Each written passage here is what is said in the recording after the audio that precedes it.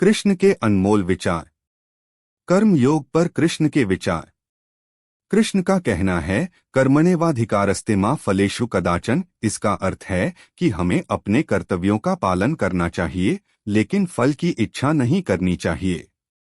हमारे कर्म ही हमें सच्ची सफलता दिलाते हैं, इसलिए कर्म को ईमानदारी से करना हमारा धर्म है।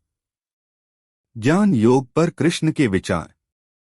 कृष्ण ने ज्ञान को जीवन का सबसे महत्वपूर्ण तत्व माना है।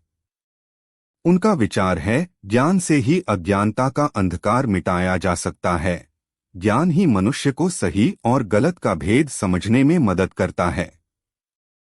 भक्ति योग पर कृष्ण के विचार। कृष्ण का मानना है कि सच्ची भक्ति वही है जिसमें निस्वार्थ भाव से भगवान के प्रति समर्पण हो। यो मद्भक्तः समे प्रियः, जो मेरे भक्त हैं वही मुझे प्रिय हैं।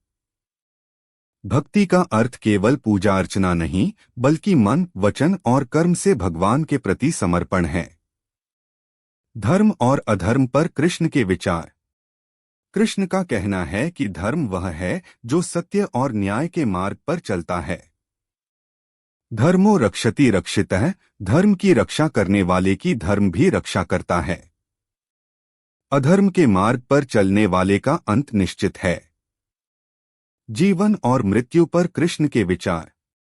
कृष्ण का कहना है कि जीवन और मृत्यु एक चक्र का हिस्सा हैं।